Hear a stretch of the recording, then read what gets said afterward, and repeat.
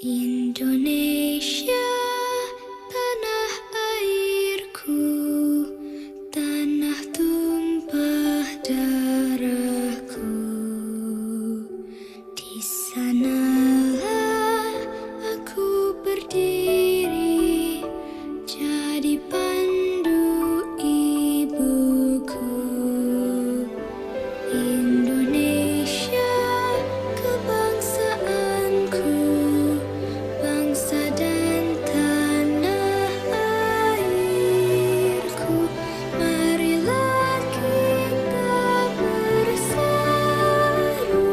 Indonesia bersatu. Hiduplah tanahku, hiduplah negeriku, bangsaku, rakyatku semuanya. Bangunlah jiwanya, bangunlah badannya untuk Indonesia Raya. Indonesia Raya, merdeka, merdeka, tanahku, negeriku yang ku cinta. Indonesia Raya, merdeka, merdeka, hiduplah Indonesia Raya. Indonesia Raya, merdeka, merdeka, tanahku, negeriku yang ku cinta. Indonesia Raya, merdeka, merdeka, hiduplah Indonesia Raya. Assalamualaikum warahmatullahi wabarakatuh. Perkenalkan, nama saya Syafira Fauziah, NPM 2010-6311-286. Saya mahasiswi semester 2 dari Universitas Singapura Bangsa Karawang, Prodi Manajemen Pendidikan Islam, guna memenuhi tugas kepancasilaan. Selamat pagi, Pak. Selamat pagi. D aja ya. Ya. Perkenalkan, saya Syafira Fauziah, Iya. mahasiswa dari kampus Universitas Singapura Bangsa Karawang. Iya. Saya ingin sedikit mewawancarai Bapak, boleh Pak? Boleh, silakan. Baik, ini berkaitan tentang ideologi Pancasila. Ideologi Pancasila. Menurut Bapak, bangsa Indonesia ini sudah mengamalkan ideologi Pancasila belum sih? Gini deh ya, kalau bicara tentang pengamalan Pancasila, memang itu sangat relatif sekali. Jadi kita nggak bisa memberikan jawaban yang pasti apakah itu sudah diamalkan oleh mayoritas bangsa Indonesia ataupun belum.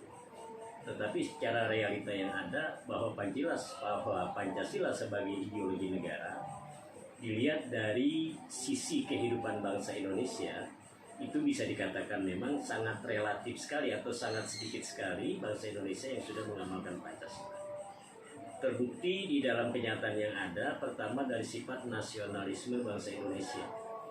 Bisa dikatakan nasionalisme bangsa Indonesia ini adalah sangat sedikit banyaknya menyimpang dari apa-apa yang ada di dalam Pancasila, terutama di dalam semangat kebangsaan, kemudian semangat persatuan, kemudian lebih mengutamakan kepentingan bangsa di atas kepentingan pribadi dan golongan. Ini bisa dikatakan sangat minim sekali. Padahal kalau kita lihat Pancasila dari sila-sila pertama sampai sila yang kelima, itu merupakan sebagai satu pelekat atau pengikat dalam kehidupan bangsa Indonesia. Kalau Pancasila dilaksanakan secara murni dan konsekuen, mungkin realita dan kenyataan hidup bangsa Indonesia berbeda dengan yang kita lihat sekarang. Ya. Yang pertama sekali kita lihat dari sisi pengamalan sila ketuhanan Yang Maha Esa atau sila pertama. Dalam sila pertama yang berbunyi ketuhanan Yang Maha Esa, kalaulah diamalkan secara murni dan konsekuen oleh bangsa Indonesia, tentu bisa dikatakan tidak ada satu kemaksiatan, kemunkaran, dan sisi-sisi kekacauan dalam kehidupan bangsa Indonesia. Yang ada mereka patuh dan taat terhadap nilai-nilai agama, otomatis dalam kehidupan berbangsa itu adalah kehidupan yang selalu mengutamakan nilai-nilai keagamaan dibanding dengan nilai-nilai yang ada dalam diri mereka, misalnya semangat untuk mengedepankan hawa nafsu, semangat dengan bersifat emosional, semangat dengan sifat-sifat yang lain, sehingga bisa dikatakan ketuhanan yang Maha Esa itu belum secara utuh dilaksanakan oleh bangsa Indonesia. Yang paling Bapak lihat sekali kenyataannya ada adalah kemaksiatan, kemungkaran, sendi-sendi kebiadaban dan keangkaran murkaan itu sangat mengisi dan atau sangat terwujud dalam kehidupan sendi-sendi bangsa Indonesia itu sendiri. Yang kedua mengenai masalah tentang sila yang kedua, kemanusiaan yang adil, kemanusiaan yang adil dan beradab. Yang disebut kemanusiaan yang adil dan beradab, bahwa bangsa Indonesia itu mengedepankan bagaimana nilai-nilai kemanusiaan dalam kehidupan berbangsa, sehingga dalam realita yang ada, semangat kebangsaan ini harus dikedepankan, terutama masalah etika. Nah, kemudian nilai-nilai luhur bangsa Indonesia. Kemudian juga dalam sisi nilai-nilai yang memang harus diterapkan dalam kehidupan bangsa Indonesia, yang misalnya lebih mengutamakan gotong royong, kemudian mengutamakan kekeluargaan, toleransi dan sebagainya. Tapi kenyataan yang ada di sini justru bangsa Indonesia sering menerapkan kehidupan yang bersifat individu, mengutamakan kepentingan pribadi, kepentingan kelompok, tapi kepentingan bangsa itu justru ditinggalkan dalam kehidupan berbangsa ini. Terutama kalau kita lihat dalam sisi penataan kehidupan bangsa, seringkali terjadi apa? Misalnya korupsi, penyalahgunaan jabatan, dan seterusnya. Sehingga demi kepentingan pribadi dan golongan mereka, maka kadang-kala kepentingan rakyat itu diabaikan. Rakyat penuh dengan penderitaan, sedangkan mereka hidup dalam kemewahan dan kelebihan. Kemudian sila yang ketiga, yaitu persatuan Indonesia. Sekarang bisa dikatakan persatuan Indonesia itu agak renggang, dalam arti banyak terjadi satu konflik horizontal antara sama bangsa. Misalnya antara pemerintah seringkali mencurigakan umat-umat yang beragama dalam hidup dengan istilah apa? Ada istilah radikal, ada istilah ekstremis dan sebagainya. Ini sebetulnya tidak perlu terjadi kalau memang mengedepankan semangat kehidupan bangsa dengan satu ikatan adalah persatuan Indonesia. Sehingga saling mencurigakan, kadangkala umat beragama termasuk para tokoh agama mencurigakan pemerintah, dan pemerintah juga kadangkala seringkali mencurigakan umat beragama. Akhirnya apa? Akhirnya semangat persatuan itu lemah sekali dalam kondisi sekarang ini. Itu yang bisa kita lihat ya. Kemudian yang berikutnya adalah kerakyatan yang dipimpin oleh hikmah kebijaksanaan dalam permusyawaratan perwakilan. Yang seharusnya kalau kita mengamalkan dari sila keempat ini, di dalam memutuskan segala sesuatu itulah adalah diutamakan musyawarah dan mufakat. Yang kita miliki adalah wakil-wakil kita di DPR. Tapi seringkali DPR ini justru tidak menunjukkan satu peranannya sebagai wakil rakyat, sebagai panjang tangan dari rakyat, tapi seringkali selalu mendukung dan menyetujui apa yang menjadi kebijaksanaan pemerintah. Padahal kebijaksanaan pemerintah itu seringkali bertolak belakang dengan kepentingan rakyat. Sehingga DPR itu seringkali hanya mengekor, nggak punya peran di dalam mengeritik, mengawasi tugas dari pemerintah sebagai satu pemegang kekuasaan di dalam mengendalikan kehidupan bangsa. Padahal sebetulnya DPR ini memiliki peran untuk mengawasi, mengeritik, dan memberikan peringatan kepada pemerintah supaya pemerintah itu menjalankan tugasnya sesuai dengan konstitusi yang ada. Ini kenyataan yang kita lihat di dalam pengamalan sila keempat. Kemudian sila yang kelima, keadilan sosial bagi seluruh rakyat Indonesia, ini bisa dikatakan sangat jauh sekali antara satu teori di dalam sila kelima dengan kenyataan kehidupan bangsa Indonesia. Kenapa? Realita yang ada di sini terjadi secara real di tengah-tengah kehidupan bangsa Indonesia. Kesenjangan sosial dan ekonomi sangat jauh sekali. Dengan kata lain, kaya semakin kaya, si miskin semakin miskin. Sehingga yang kaya dengan memiliki satu kekayaan, dia sebagai pengusaha, dia sebagai pejabat, dia sebagai orang-orang yang memiliki satu peran dalam kehidupan berbangsa, tapi kadang-kala mereka menumpuk kekayaan tapi tanpa memperdulikan rakyatnya yang hidup dalam penderitaan dan kekurangan. Sehingga seringkali terjadi gejolak sosial di dalam kehidupan masyarakat. Akibat apa? Tidak ada satu keadilan dalam satu kehidupan bangsa Indonesia itu sendiri. Akibatnya apa yang terjadi ini sering terjadi konflik horizontal antara satu bangsa atau antara rakyat dengan pemerintah berupa demonstrasi dan sebagainya dan sebagainya. Sehingga bisa disimpulkan pada kondisi sekarang ini, ideologi Pancasila secara ekstrim Bapak katakan itu hanya sekedar teori, ditempel di atas tembok tapi pengamalannya tidak. Sekarang orientasi kehidupan bangsa Indonesia umumnya kalau kita lihat ideologinya ideologi keluar, terutama ideologi individualis dan liberalis. Terbukti dalam kenyataan saling terjadi kepentingan pribadi, mereka menyalahgunakan jabatan, mereka korupsi dan sebagainya. Itu sebetulnya bukan lahir dari ideologi Pancasila, tapi lahir dari ideologi liberalisme dan individualisme. Sebagai kesimpulan Bapak yang tadi Ade wawancarai, Bapak sebagai salah satu warga negara tentu menilai sampai saat ini Pancasila secara otomatis belum dilaksanakan secara murni dan konsekuen, hanya sekitar satu gaungan di atas ucapan, tapi belum terwujud di dalam perbuatan bangsa Indonesia itu sendiri. Saya kira cukup sampai sini, bagaimana? Oke, baik, terima kasih Pak, sudah cukup. Selamat siang Pak. Selamat siang. Perkenalkan, saya Syafira Fauziah dari mahasiswa Universitas Singapura Bangsa Karawang. Sedikit boleh mewawancarai? Iya, silakan. Saya ingin meminta pendapat Bapak tentang terkait masa pandemi ini dengan dihubungkannya Pancasila, sila-sila Pancasila, Pak. Pancasila, ya. Iya. Baik. Assalamualaikum warahmatullahi wabarakatuh. Waalaikumsalam warahmatullahi wabarakatuh. Masa pandemi dilihat dari Pancasila. Sudah kita sepakati bersama sebagai bangsa Indonesia, Pancasila adalah sebagai falsafah bangsa.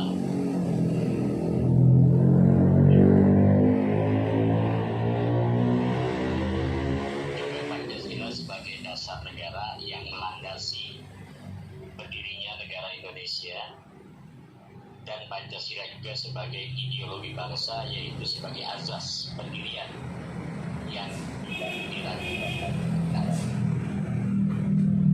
Pancasila bisa dikatakan memberikan warna dan corak dalam kehidupan bangsa Indonesia.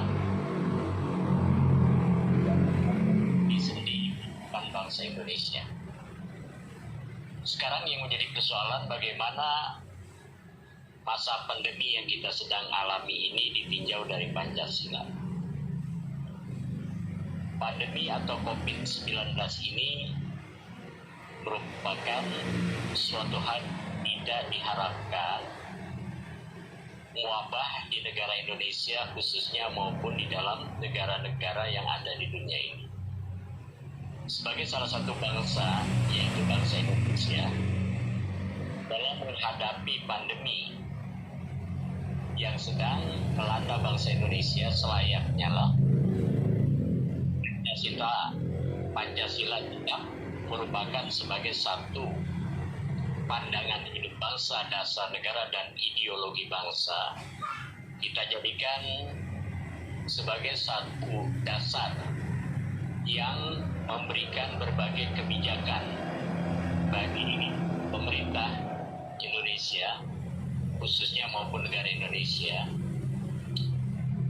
di dalam mengatasi dan menanggulangi tentang terjadinya wabah tersebut dengan berbagai cara, tentunya di dalam rangka untuk menyelamatkan bangsa dari berbagai segi kehidupan, baik dalam hal kehidupan keselamatan nyawa bangsa Indonesia, kehidupan yang menyangkut masalah ekonomi bangsa Indonesia, kehidupan yang menyangkut masalah pendidikan bangsa Indonesia, maupun nilai-nilai kehidupan beragama bangsa Indonesia.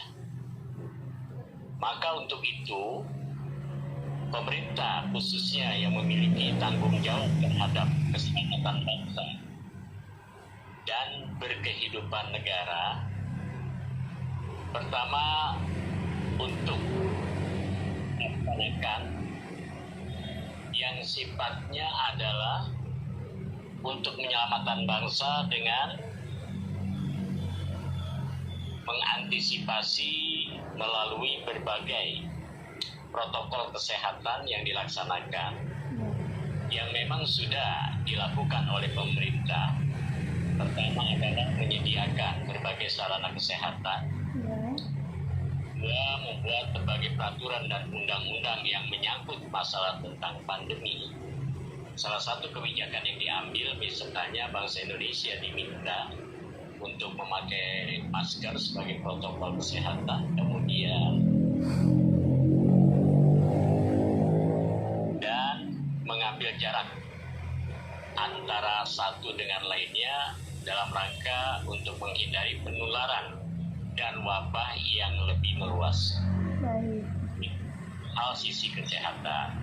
Iya. Dalam hal ini, tentu bangsa Indonesia dengan terjadinya pandemi ini banyak terjadi kemerosotan maupun kurangnya pertumbuhan ekonomi, terutama yang dirasakan adalah dari kalangan ekonomi menengah.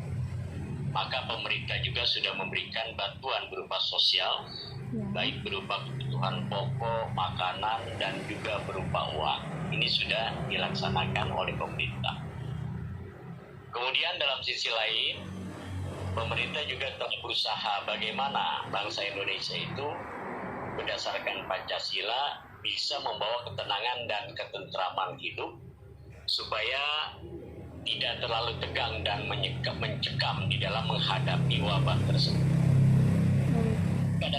Tapi kadang-kala kebijakan pemerintah itu ada yang populer, jadi sekarang ini, terutama di saat menyongsong Hari Raya Idul Fitri, walaupun dilihat dari sisi berkurangnya wabah tersebut dalam hal penularan, tapi ada sisi-sisi yang diberikan kebebasan untuk terjadinya aktivitas dan kerumunan massa. Ada juga yang sangat dibatasi hal-hal tertentu. Misalnya dalam membuka satu pasar atau toko itu seperti hanya diberikan kebebasan. Tapi dalam hal tertentu, misalnya dalam ibadah ataupun keinginan masyarakat Indonesia pulang kampung untuk menemui keluarganya sebagai silaturahim, ini dibatasi sekali, bahkan dilarang untuk terjadinya pulang kampung untuk menemui kekeluargaannya. Atas dasar ini, banyak sekali bangsa Indonesia atau rakyat Indonesia yang kecewa atas keputusan pemerintahan tersebut. Yang dari sisi keadilan kayaknya kurang adil. Satu sisi hal-hal tertentu dibuka, sisi lain hal-hal tertentu ditutup.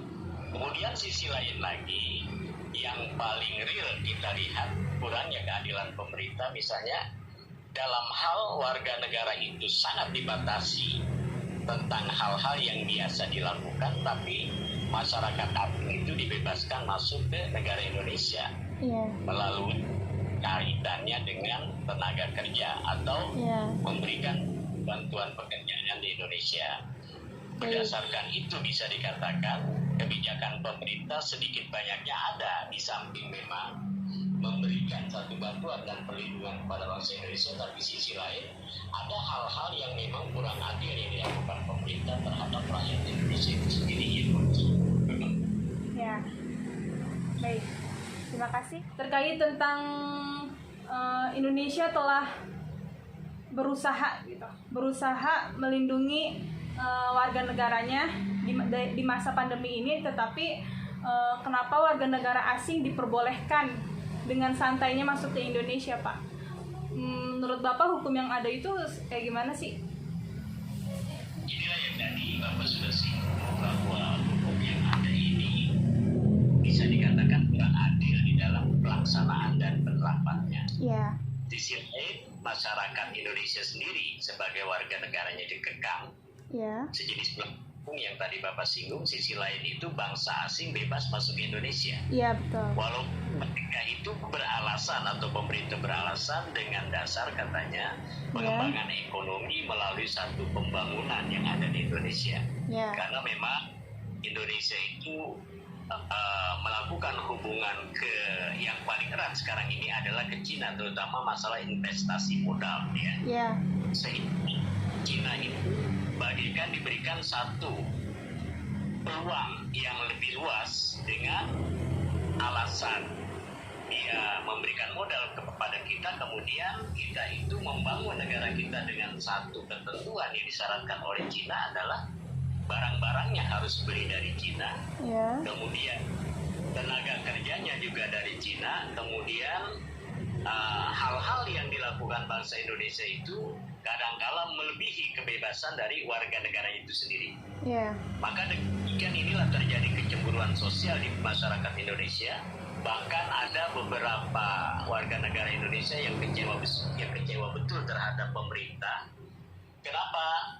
Mereka mencari nafkah di Jakarta dengan satu tujuan, pada menyongsong Idul Fitri untuk membawa uang ke keluarganya dalam rangka membantu ekonomi keluarga, karena mereka sebagai orang yang diandalkan dan mereka tidak punya yang disebut namanya ATM, sehingga dengan dilarang pulang kampung tersebut, maka otomatis mereka tidak bisa memberikan uang kepada keluarganya yang ada di daerah itu. Ujungnya mereka itu sangat kecewa terhadap kebijaksanaan pemerintah. Itulah yang menjadi fenomena di dalam kebijakan pemerintah yang diberikan.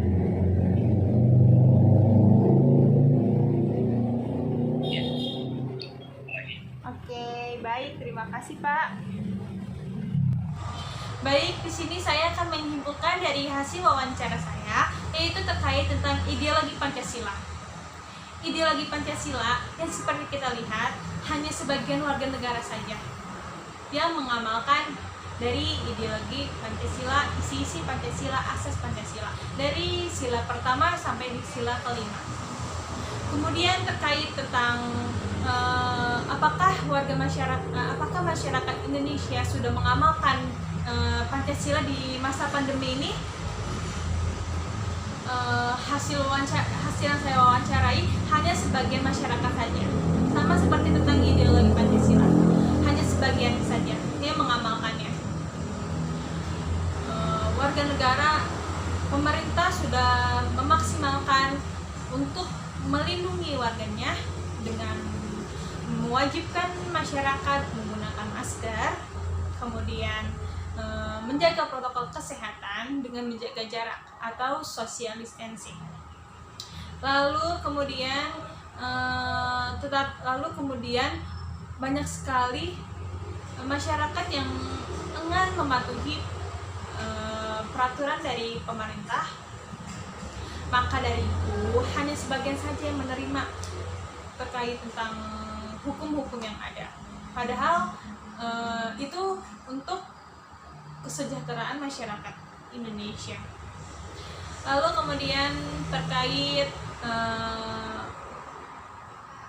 kita dilarang mudik, akan tetapi warga negara asing dari India dengan santainya masuk ke Indonesia, hanya perlu dikarantina, tetapi kita nggak boleh keluar mudik untuk bertemu dengan keluarga. Hasil dari wawancara yang saya wawancarai sangat tidak menjamin ya hasil keputusan pemerintah.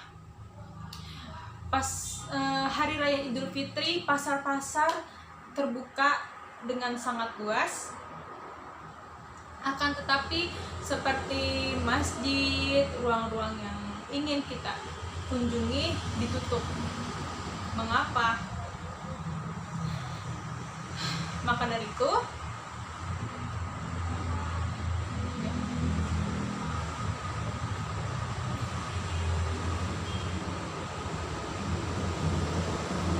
bagi saya keputusan pemerintah itu tidak adil.